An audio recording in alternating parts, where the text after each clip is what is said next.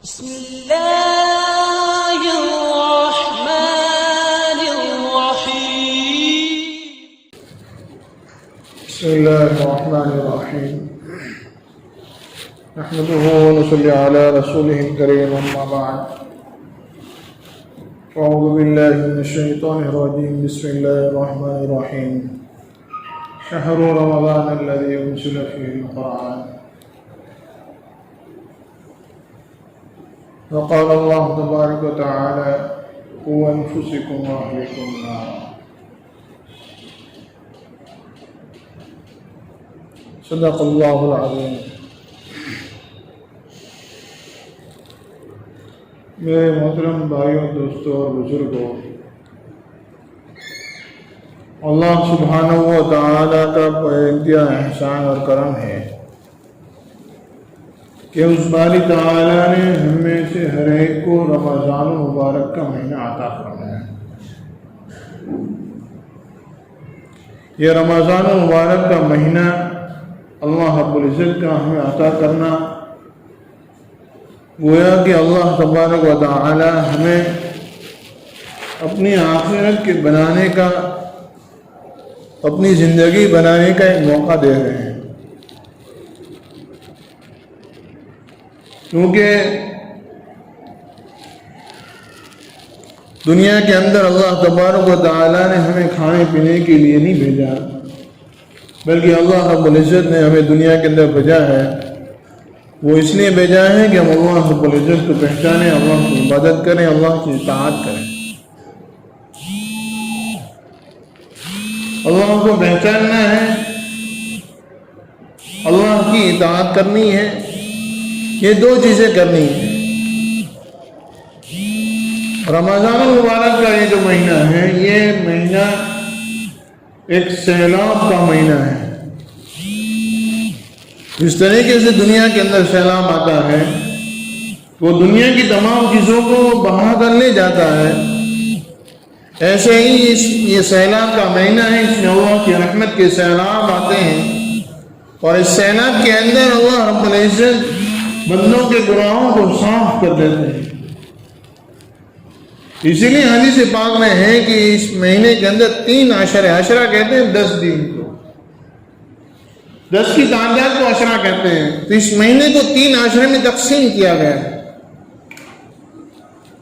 یہ پہلا عشرہ رحمت کا ہے، دوسرا مغفرت کا، اور تیسرا جو ہے وہ جہنم سے آزادی کا. یہ 3 عشرے ہیں. یہ پہلا عشرہ ہے. تیسرا روزہ کے ہو رہا ہے ماشاءاللہ. اس عشرے کے 3 دن، یہ تیسرا دن چل رہا ہے. یہ رحمت کا ہے.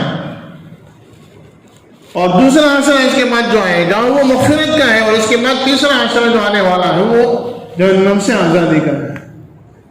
حضرت شیخ رحمۃ اللہ علیہ نے لکھا ہے، حضرت شیخ زکریا رحمۃ اللہ نے لکھا ہے کہ اس اعتبار سے لوگوں کے بھی 3 حصے ہیں، 3 طریقے کے لوگ ہوتے ہیں. کچھ تو لوگ ایسے ہوتے ہیں کہ جو گناہوں سے پاک صاف ہوتے ہیں، جو توبہ کرنے والے ہوتے ہیں، کہ جن کی اللہ رب العزت پہلے عشرے میں مغفرت کر دیتے ہیں کہ باقی کا پورا مہینہ ان کے لیے رحمت ہے. کچھ لوگ ایسے ہوتے ہیں کہ جن کو گناہوں سے پاک صاف کرنے کے لیے 10 دن کے روزے رکھے جاتے ہیں. 10 دن روزہ رکھتا ہے، اللہ سے معافی صافی کرتا ہے، توبہ اللہ کرتا ہے، اور پھر دوسرے عشرے میں اللہ رب العزت اس کی مغفرت فرماتے ہیں. دوسرے عشرے میں، اور پھر آگے کا جو اس کے لیے وہ رحمت ہے. اور پھر کہا کہ کچھ لوگ ایسے ہیں کہ جن کے لیے کہ 2 عشرے تک 20-22 دن تک روزہ رکھتے ہیں، اللہ کی عبادت کرتے ہیں، توبہ اللہ کرتے ہیں، قرآن کی تلاوت کرتے ہیں، صدقہ خیرات کرتے ہیں، اور اس کے بعد جا کے اللہ ان کو جہنم سے بچاتا ہے کہ وہ جہنم سے بچنے والے ہیں. تو میرے بھائیوں، دوستوں، بزرگوں، یہ رمضان مبارک کا مہینہ جو ہے وہ اپنے آپ کو جہنم سے بچانے کا مہینہ ہے. اس لیے اللہ کے نبی صلی اللہ علیہ وسلم نے فرمایا روزہ ڈھال ہے جہنم سے. جس طریقے سے ایک سپاہی اپنے بچاؤ کے لیے میدان جنگ میں ڈھال کو لے کر جاتا ہے کہ دشمن کے وار کو ہم اس کے ذریعے سے روکیں گے، ایسے ہی یہ روزہ جو ہے وہ جہنم کی آگ سے ڈال ہے، بچاؤ ہے۔ ایک جگہ اللہ کے نبی علیہ الصلوۃ والسلام نے فرمایا کہ جو آدمی روزہ رکھ کر کسی کی برائی کرتا ہے، کسی کی غیبت کرتا ہے، اس نے اپنی ڈھال کو پھاڑ دیا، اور جس کی ڈھال پھٹ جائے تو جہنم سے نہیں بچ سکتا، دشمن کے وار سے نہیں بچ سکتا۔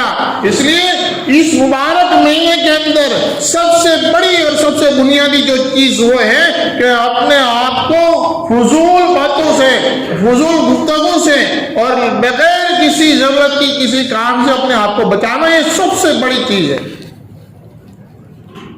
سب سے بڑی چیز کہ آدمی روزہ رکھتا ہے اور نمازیں روزہ سب کچھ کرتا ہے، لیکن اگر اس کی زبان سے کسی کی برائی ہو گئی، کسی کی غیبت ہو گئی، کسی کی چغلی ہو گئی، تو اس کو صبح سے شام تک بھوکا رہنے کے علاوہ کچھ نہیں ملنے والا۔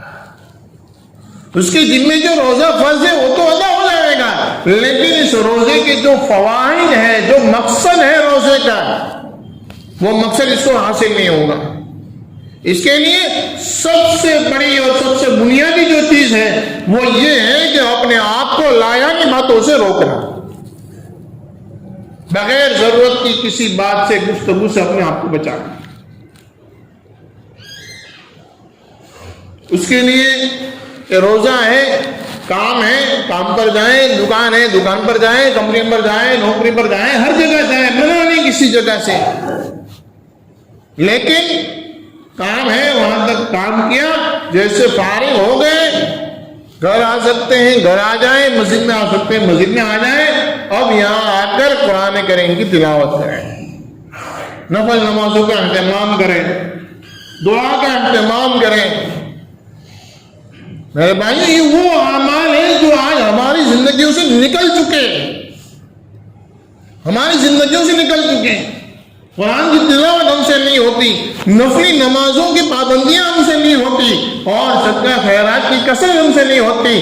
یہ وہ چیزیں جو ہم سے چھٹ گئی ہیں اور رمضان میں اس کی کثر کرنے کی ضرورت ہے۔ تو ہم جو اپنے اوقات کو فارغ ہو جائیں، کہیں ادھر ادھر نہ نکالیں، کسی کے ساتھ اپنے بیٹھنے میں نہ نکالیں۔ میرے بھائیوں، ہم مسجد میں آ جائیں، اگر مسجد میں نہیں آ سکتے اپنے گھر کے اندر کسی کونے کو خاص کر لیں، میرا رمضان کا مہینہ اسی کونے میں گزرے گا، کسی کونے کو خاص کر لیں، میرا رمضان کا مہینہ اسی کونے میں گزرے گا، وہاں جا کر بیٹھ جائیں، قرآن کی تلاوت کریں، کیونکہ اللہ تبارک و تعالیٰ فرماتے ہیں شہر رمضان الذی انزل فیہ القرآن، کہ رمضان کا مہینہ وہ ہے جس میں اللہ نے قرآن کو نازل فرمایا ہے۔ رمضان کا مہینہ وہ ہے جس کو قرآن کے ساتھ ایک خاص نسبت ہے، تو قرآن کریم کی تلاوت ہو، کچھ دعا ذکر اذکار ہو، اور اللہ سے دعا ہو، اللہ سے مانگنا ہو۔ دوسرے دنوں میں اللہ سے دعا قبول کرتے ہیں میرے بھائیوں، اس سے کئی گنا زیادہ اس مبارک مہینے میں دعا قبول ہوتی ہے۔ سحری کے وقت میں قبول ہوتی ہے، افطار کے وقت میں دعا قبول ہوتی ہے، روزدار کی الگ سے دعا قبول ہوتی ہے، رمضان مبارک کی برکت سے الگ سے دعا قبول ہوتی ہے، بہت ساری چیزیں جمع ہو جاتی ہے قبولیت کی اس میں۔ اس لیے دعا کے اندر اپنے آپ کو لگائے۔ میرے بھائیوں، آج امت کا اکثر طبقہ ایسا ہے جو اللہ سے دعا نہیں کرتے، اور اللہ کے نبی صلی اللہ علیہ وسلم نے ایک جگہ یوں فرمایا، حدیث قدسی ہے، اللہ کہتے ہیں کہ مجھے اس بندے پر بہت غصہ آتا ہے، مجھے اس بندے پر بہت غصہ آتا ہے جو مجھ سے نہیں مانگتا۔ اللہ کے نبی نے فرمایا کہ اللہ کہتے ہیں جو بندہ مجھ سے نہیں مانگتا، جو بندہ مجھ سے سوال نہیں کرتا، مجھے اس پر بہت غصہ آتا ہے، میں اس سے ناراض ہو جاتا ہوں۔ میرے بھائیوں، آج اللہ کی ناراضگی کا ہم سب اظہار کر رہے ہیں۔ ہم اللہ سے دعا مانگے، اللہ سے دعا مانگے۔ کوئی ضروری نہیں ہے کہ عربی میں دعا مانگنا ضروری ہے یا اردو میں دعا مانگنا ضروری، کہیں نہیں لکھا کہ عربی میں دعا مانگنا ضروری ہے۔ ہمیں جو زبان آتی ہے ہم اسی میں دعا مانگیں گے۔ مجھے گجراتی آتی ہے، میں گجراتی میں دعا مانگوں گا۔ مجھے انگلش آتی ہے، میں انگلش میں دعا مانگوں گا۔ مجھے اپنی دوسری زبانیں آتی ہے، میں اس میں دعا مانگوں گا۔ اللہ رب العزت ہر زبان کو جاننے والا ہے، اللہ ہر زبان کو جاننے والا ہے۔ ہم اپنی زبان میں دعا مانگیں گے، اور کیا مانگنا ہے؟ کہیں نہیں لکھا کیا مانگنا. ہاں یہ لکھا ہے کہ دنیا اور آخرت کی بھلائی کو مانگے, دنیا اور آخرت کی سلامتی کو مانگے. آج اس کی ضرورت بہت زیادہ ہے. اللہ کے نبی علیہ السلام اکثر یہ دعا کرتے تھے, اللہم اعنی عافنی فی الدنیا والآخرہ, اے اللہ ہمیں دنیا اور آخرت کی سلامتی, امن و امان عطا فرما. میرے بھائیو, اللہ کے نبی علیہ السلام اکثر اس دعا کو مانگا کرتے تھے.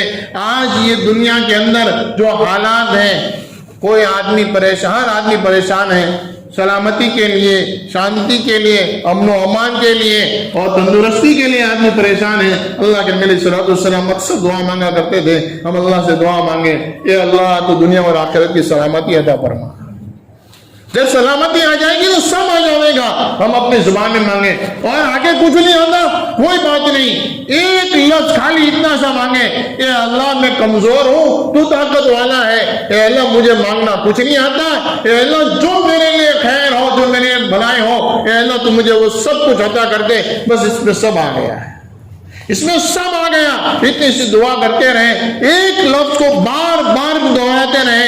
اللہ کے نبی علیہ السلام کے بارے میں حضرت علی رضی اللہ تعالیٰ عنہ فرماتے ہیں, غزوہ بدر کا موقع ہے اور اللہ کے نبی علیہ السلام خیمے میں بیٹھ کر دعا کر رہے ہیں. حضرت علی کہتے ہیں میں اللہ کے نبی علیہ السلام کے پاس آیا, اللہ کے نبی علیہ السلام دعا کر رہے, یا ذا الجلال والاکرام, یا ذا الجلال والاکرام, اے اللہ اس چھوٹی سی جماعت جو ہے, اے اللہ اس کی حفاظت فرما, اے اللہ اس کی حفاظت فرما. اللہ کا نام لیتے, یا ذا الجلال والاکرام, اور آگے یہ دعا کرتے, اے اللہ چھوٹی سی جماعت ہے, اس کی حفاظت فرما. آج اگر یہ ہلاک ہو گئے تو آگے تیرا نام لینے والا کوئی نہیں ہوگا. یہ الفاظ اللہ کے نبی علیہ السلام دعا میں کہہ رہے ہیں. میں واپس چلا گیا, تھوڑی دیر بعد پھر واپس آیا, اللہ کے نبی علیہ السلام وہی دعا کر رہے ہیں. پھر میں واپس گیا, پھر آیا, اللہ کے نبی علیہ السلام وہی دعا کر رہے ہیں. میرے بھائیوں, جب اللہ کے نبی علیہ السلام ایک ہی دعا کو بار بار کہہ سکتے ہیں, بار بار اللہ سے مانگ سکتے ہیں, ہم ایک ہی لفظ کو, ایک ہی دعا کو اللہ کے پاس بار بار نہیں مانگ سکتے. اکثر ساتھیوں کی یہ شکایت ہوتی ہے, مولانا ہم کو تو کچھ پتہ ہی نہیں, ہم کو کچھ آتا ہی نہیں, ہم کیا دعا مانگیں گے. بس اللہ سے مانگے, اے اللہ دنیا اور آخرت کی تمام بھلائی کو ہمیں اور پورے عالم میں بسنے والے ہر ایک انسان کو عطا فرما. اے اللہ بیماری سے شفا عطا فرما, اے اللہ ہم میں سے ہر ایک کو شفا عطا فرما. یہ دعائیں ہم کر سکتے ہیں, اپنی زبان میں کر سکتے ہیں, اللہ جاننے والا ہے. تو میرے بھائیوں, دوستوں, بزرگوں, ان دعاؤں کا اہتمام کریں. قرآن کی تلاوت ہے اور اسی طریقے سے دعا کا اہتمام ہے, نفل نمازوں کا اہتمام ہے, ان تمام چیزوں کی ضرورت ہے. آج یہ چیزیں ہماری زندگیوں سے نکل گئی ہیں. یہ رمضان کا مہینہ, اور ایک ٹائم ایسا تھا ہم میں سے ہر آدمی یہ کہتا تھا بھائی رمضان آ رہا ہے, رمضان آ رہا ہے, رمضان آ رہا ہے. اب رمضان آ گیا, اب کچھ دن کے بعد یہ بھی ہوگا کہ رمضان چلا گیا. اللہ کے نبی علیہ السلام ممبر نبی پر کھڑے ہو کر, میرے نبی صلی اللہ علیہ وسلم ممبر نبی پر کھڑے ہو کر یوں فرمایا, ہلاک ہو جائے, برباد ہو جائے وہ شخص کہ جو رمضان کا مبارک مہینہ پائے, رمضان کا مبارک مہینہ جس کو مل جائے اور اپنی مغفرت نہ کرائے. اس پر جبرائیل علیہ السلام نے آمین کہی ہے. میرے بھائیوں, ان الفاظ کو اپنے دماغ میں بٹھا دے کہ یہ رمضان کا مبارک مہینہ ہے. اگر اس مبارک مہینے کے اندر ہم نے نیک کام کر کے, اللہ کے توبہ اللہ کر کے اپنی مغفرت نہ کرائی, تو میرے بھائیوں اللہ کے نبی کی بد دعا ہے اور جبرائیل آمین کی اس پر آمین ہے. میرے بھائیوں, ہماری ہلاک اور بربادی میں کوئی کسر باقی نہیں رہے گی. اس لیے جتنا ہو سکے اتنا, یہ تو اللہ کا احسان ہے کہ اللہ رب العزت نے ایسے ماحول بنا دیے کہ آدمی زیادہ سے زیادہ وقت یا تو مسجد میں یا گھر میں گزارے گا, زیادہ سے زیادہ وقت یا تو مسجد میں یا گھر میں گزارے گا. ہم اس کی پابندی کریں, ہم نمازوں کی پابندی کریں. فجر کی نمازوں کی پابندی نہیں ہو رہی. میرے بھائیوں, عشاء کے اندر تراویح میں جتنے لوگ ہوتے ہیں فجر میں نہیں دکھتے ہیں. اللہ کے نبی علیہ السلام نے فرمایا کہ جس نے عشاء کی نماز جماعت کے ساتھ پڑھی اور فجر کی نماز جماعت کے ساتھ پڑھی, اس کو پوری رات کی عبادت کا ثواب ملے گا. ہاں, پوری رات کی عبادت کا ثواب ملے گا. میرے بھائیوں, ہم فجر کی نماز تو پڑھتے ہیں, ہم کسی سے بدگمانی نہیں کرتے, ہم میں سے ہر کوئی پڑھتا ہوگا, لیکن ہم اپنے گھروں میں پڑھ لیتے ہیں. ہماری جماعت کی نماز چھوٹ جاتی ہے. میرے بھائیوں, جماعت کے ساتھ نماز پڑھیں. اگر مسجد میں نہیں آ سکتے, کسی حالات کی بنیاد پر مسجد میں نہیں آ سکتے, ہم اپنے گھر کے اندر بھی فجر کی جماعت کر سکتے ہیں. ہاں, یہ مجبوری ہے, شرعی عذر ہے, علماء کرام نے اجازت دے رکھی ہے. گھروں میں ہم اس کی جماعت کر سکتے ہیں اور اس کی شکلیں بہت آسان ہیں کہ بھائی مرد نماز پڑھاوے گا, عورت جماعت نہیں کرا سکتی.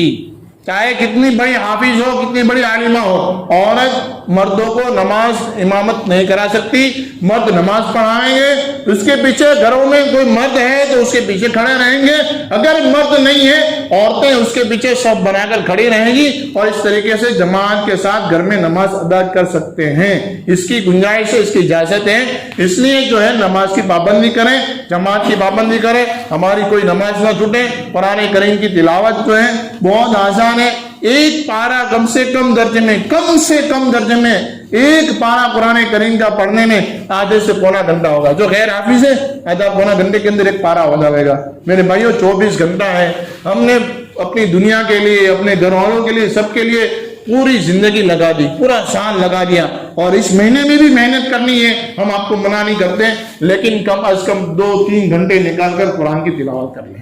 روزانہ کا کم سے کم 3 پارے قرآن کی تلاوت ہو، پورے رمضان میں کم سے کم 3 قرآن ختم ہو، کم سے کم 3 قرآن ختم ہو۔ اس کے علاوہ جو ہے صدقہ خیرات کا اضافہ ہو کہ زیادہ سے زیادہ صدقہ خیرات کریں۔ یہ مبارک مہینہ ہے، یہ جو حالات چل رہے ہیں اللہ رب العزت سے دعا کریں، اللہ تبارک و تعالیٰ ان تمام حالات سے ہم سے ہر ایک کی، پوری دنیا کے اندر بسنے والے ہر ایک انسان کی اللہ حفاظت فرمائے۔ بہت کٹھن اور بہت مشکل حالات ہیں، علماء کرام کی بڑی جماعت اس دنیا سے جا چکی ہے اور جا رہی ہے، روزانہ کسی نہ کسی عالم کے انتقال کی خبر آ رہی ہے۔ میرے بھائیوں فتنہ جو ہے نا، اللہ کے نبی صلی اللہ علیہ وسلم کی ایک حدیث ہے، قیامت سے پہلے جو فتنہ اس طریقے سے آئے گا جیسے تسبیح کا دھاگا ٹوٹ جاتا ہے اور پھر موتی کیسے گرتے ہیں دھڑا دھڑ، ایسے ہی فتنے آئیں گے۔ اسی طریقے سے میرے بھائیوں فتنے آ رہے ہیں، روزمرہ کسی نہ کسی عالم کا انتقال ہو رہا ہے، روزمرہ کسی نہ کسی شخص کو اللہ کے دین پر، اللہ کے نبی کی ذات پر بولنے کی اور انگلی اٹھانے کی ہمت ہو رہی ہے۔ یہ سارے فتنے ہیں، ان سے بچنے کا نجات کا ذریعہ میرے بھائیوں صرف اللہ کے پاس ہے، اللہ کے دین میں ہے اور کسی کے پاس نہیں ہے۔ اس لیے ان چیزوں کے اہتمام کریں، اور خاص ایک گزارش یہ ہے کہ بھائی عورتوں کے پاس زیور وغیرہ ہوتے ہیں، ان کا حساب لگائیں، ان کی زکات ادا کرائیں۔ اکثر یہ بات دیکھنے میں اور سننے میں آئی ہے کہ عورتوں کے زیورات کی زکات نہیں نکل سکتی ہے، نہیں نکال پاتے ہیں، بھول جاتے ہیں، یہاں رہ جاتی ہے، یا حساب نہیں ہوتا، یا یہ سمجھ میں ہوتا ہے کہ بھئی یہ تو زیور ہم نے پہن رکھے ہیں۔ دیکھو سونا اور چاندی ایسی چیز ہے کہ اگر ہم اس کو پورے سال پہن رکھیں گے تو بھی اس کی زکات نکالنی ہے، اور اگر ہم نے اس کا بسکٹ بنا کر الماری میں یا سیف پورٹ میں رکھا ہوا ہے تو بھی اس کی زکات نکالنی ہے۔ ان کا حساب نکالیں، روکڑ رقم جو ہے اس کا بھی حساب لگائیں، اور سب کا حساب نکال کر کسی عالم کے پاس جائیں، کسی مفتی کے پاس جائیں، ان کو بتائیں کہ دیکھو اس طریقے کی میری تجارت کا ہے، یہ میری بینک بیلنس ہے، یہ پیسے روکڑ پڑے ہیں، یہ رقم ہے، یہ زکات، یہ سونا چاندی ہے، اب اس میں آپ بتاؤ میری کتنی زکات ہوتی ہے، پورا حساب کر کے زکات نکالیں۔ اس کے ذریعے سے میرے بھائیو دوستو بزرگوں اگر یہ کام کریں گے نا، اللہ کی ذات سے امید ہے اللہ ہمارے حالات کو درست کر دیں گے۔ اللہ تبارک و تعالیٰ ہم تمام کو کہنے سننے سے عمل کرنے کی توفیق عطا فرمائے۔